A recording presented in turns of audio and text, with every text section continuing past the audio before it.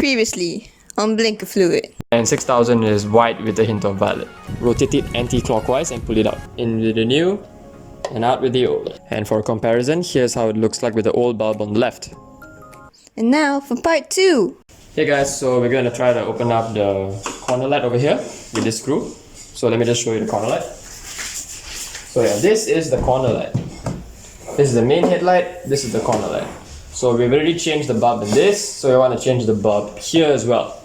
So these are T10 bulbs, so we have to open it using this screw over here, as you can see.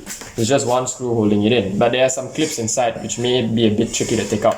So let's start off with this screw.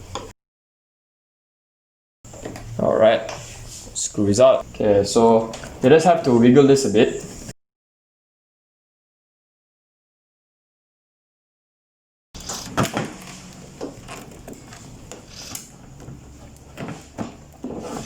And just like that, it's out. It took a bit of persuasion, but it did come out. So here's the corner light. And you can see this is the housing on the inside.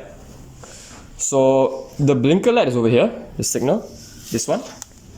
This is the blinker light. This is the main power that goes in. And this is the corner light. Okay? So when this power goes in, it also sends power to this. So we're not going to change this out because it's fine. This one is yellow and it's getting dim. And comparatively, when you compare it to the front headlights, it doesn't look nice. So I'm going to take this out. So I just have to twist anti-clockwise, pull it out, and as you can see, here's the bulb.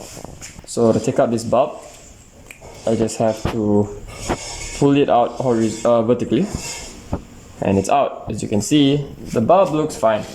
It works fine, and I'm going to keep this bulb just in case I need to use it in the future. So here is the LED. Hopefully you can get it in without any hiccups. So I'm just going to take this, put it in here. You can see there's some slots over here. There's like a triangular type of shape here. There's a copper over here, here, and here. So if you can see inside in the bracket, alright, over here, I can insert it this way. Not this way, this way. So I put it in like that. Okay, it's in. So let's test it out. And they work. Alright, so we put this back. So we try to follow the notches over here. So the notches go this way. Let's see. So the thickest notch is over here. And let's see where's our thickest notch. Our thickest notch is over here. So this should be down. Like that. Like so.